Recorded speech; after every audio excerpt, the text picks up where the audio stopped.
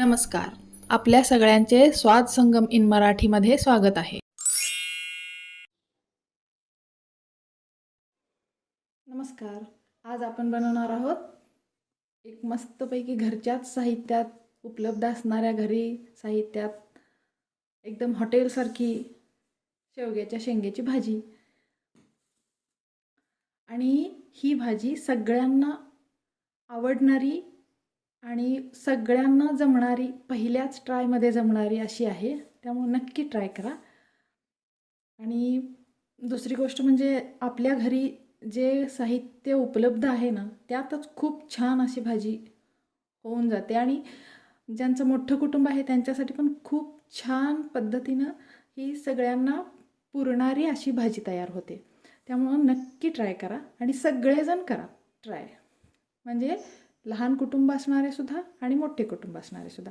आणि आपल्याला बायकांना पण कधीकधी त्याच भाज्या करून करून पण कंटाळा आल्यासारखा वाटतो ना, तेव्हा ही भाजी नक्की करून बघा. पटकन होणारी अशी आहे. आणि चॅनलला लाईक करा, सबस्क्राईब करा आणि बेल आयकॉनला क्लिक करा. चला तर मग आपण करूया. शेवग्याच्या शेंगेच्या भाजीसाठी लागणारं हे साहित्य आहे. यासाठी लागणाऱ्या ज्या शेंगा आहेत ना, त्या थोड्याशा जाडच घ्यायच्या नेहमी. आणि या एक 4 जणांसाठी जेवणासाठी ही जी भाजी तयार होणार आहे ना, त्यासाठी 2 मीडियम साईजचे टोमॅटो, 5 कांदे आणि हे आलं आणि लसूण आहे. आलं आहे ना, ते 1 इंचाचं आहे, पण आपण ते शिलून घेतल्यानंतर परत ते कमी होतं. आता आपण कांदा आणि टोमॅटो चिरून घेणार आहोत.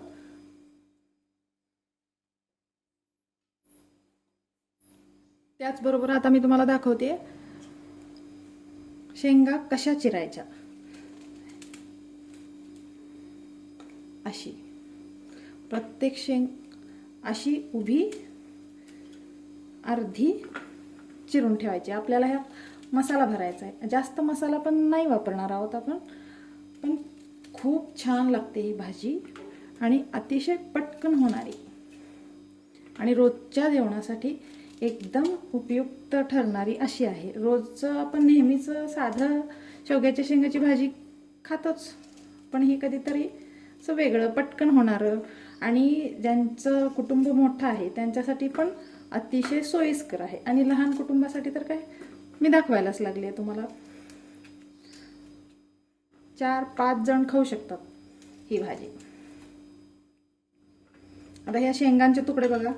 आणि या शेंगासाठी हे कांदे आणि टोमॅटो आपण वापरतो इथं.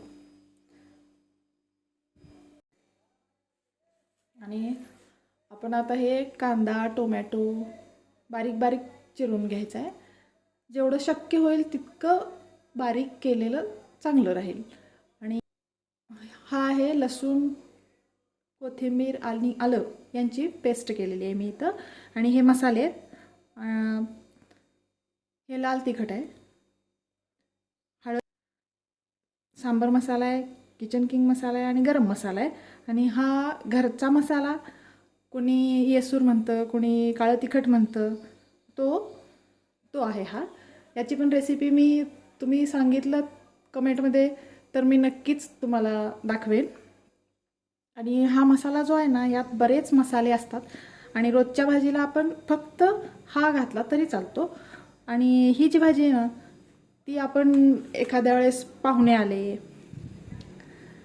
किंवा घरी असं वेगळी भाजी खावीशी वाटली तरी आपण ही केली तरी चालते. पटकन पण होते ना ही. आता हे जे तिखट आहे ना, हे पोहे खायचा चमचा असतो ना आपला, त्यानं 2 चमचे तिखट आहे हे. आणि हे जे मसाले आहेत ते आपला चहाचा चमचा असतो त्या चमचाने 2-2 चमचे आहेत. आणि ही चिंच आहे आणि हा गूळ आहे. आता आपण हे सगळं मिक्स करणार आहोत आणि यात भरणार आहोत.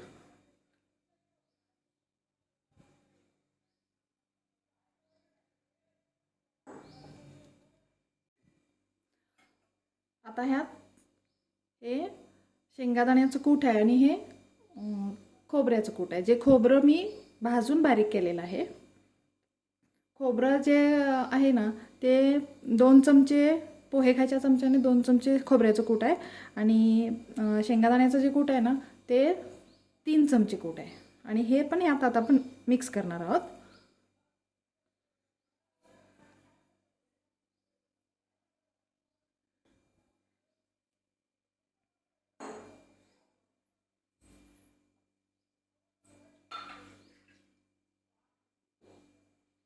हे आपलं साधं नॉर्मल पाणी आहे आणि हे मी ज्या भांड्यात लसूण आणि कोथिंबीर बारीक करून घेतली आहे ना त्याचं विसळून घेतलेलं पाणी. हे आपली बायकांची नेहमीची पद्धत, सवय.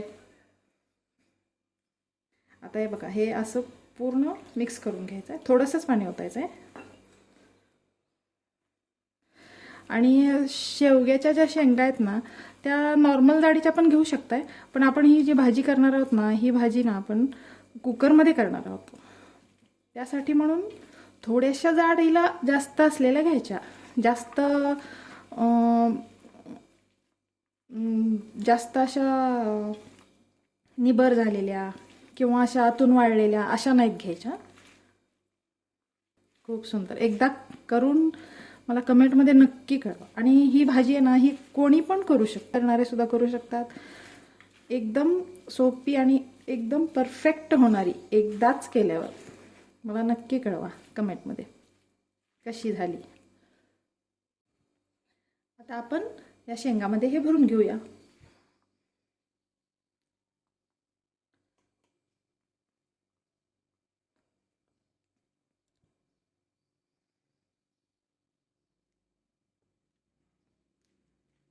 आपण या ज्या कट केलेल्या शेंगा होत्या का नाही मगाशी त्यात शेंगा आहेत ह्या.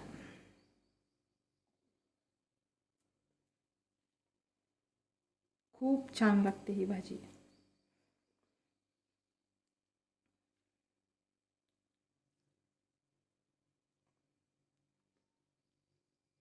आणि जास्त मसाला पण नाही वापरावा लागत आपल्याला.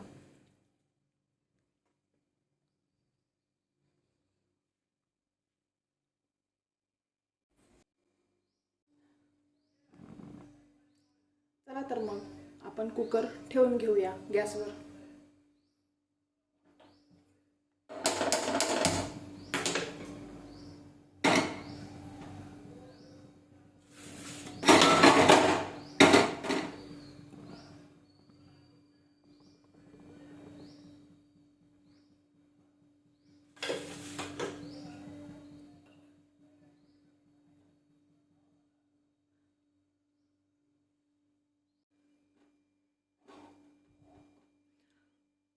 यात आता मी तेल टाकलेलं आहे.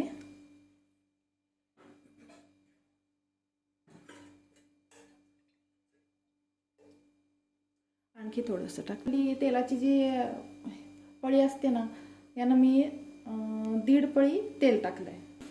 जिरे टाकूया. थोडेसे टाकायचे जिरे, पण आपण ऑलरेडी मसाले टाकलेले आहेत ना.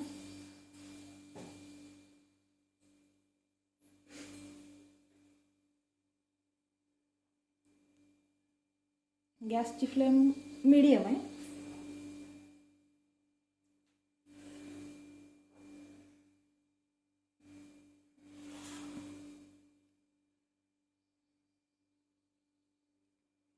अतिशय सोपी भाजी आहे ही. तुम्ही एकदा नक्की ट्राय करा आणि चॅनलला सबस्क्राईब करा, लाईक करा आणि कमेंटमध्ये मला नक्की कळवा कशी लागली चवीला. आपले आता जिरे तडतडले आहेत. आपण यात या शेंगा टाकूया. मस्त आवाज येतो, असा आवाज आला पाहिजे.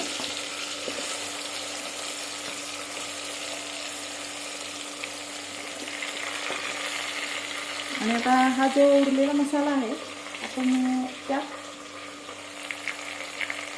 आपल्या बाउलमध्ये जे पाणी आहे ना ते आपण टाकणार आहोत.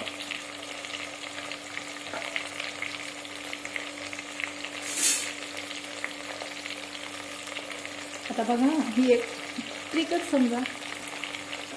आपण पळीनं हलवायला गेलं तर ते थोडंसं अडकू शकतं, त्यामुळे मी अगोदर थोडंसं दांड्यानं त्याला मिक्स करून घेते.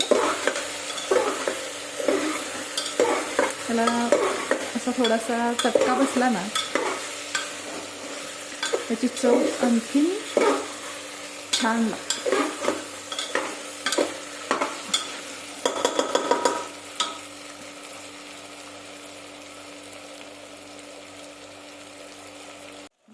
आता आपण हे पाणी यात घालूया. एकदम नाही ओतायचं सगळं पाणी, थंड आपल्या भाजीत.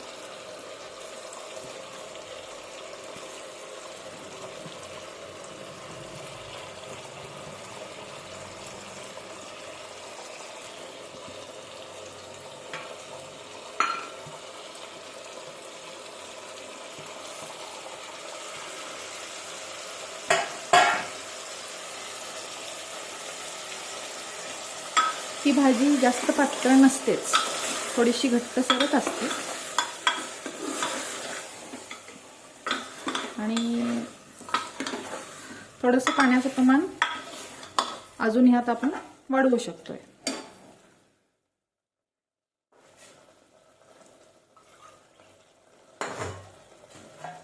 म्हणजे याच वाटीनं मी 1.5 वाटी पाणी ओतलेलं आहे यात.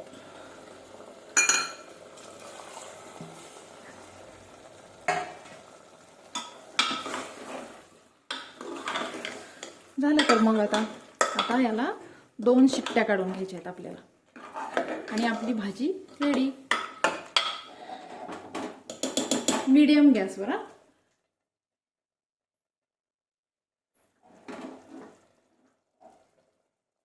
कसला वास सुटलाय किचनमध्ये. खरंच तुम्ही एकदा नक्की करून बघा. याला आपण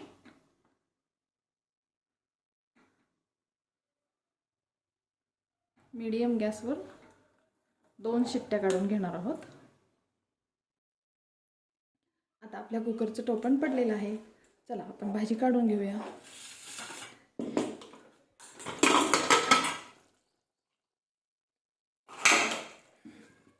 बघा तुम्हीच. आता आपण ही भाजी काढून घेऊया.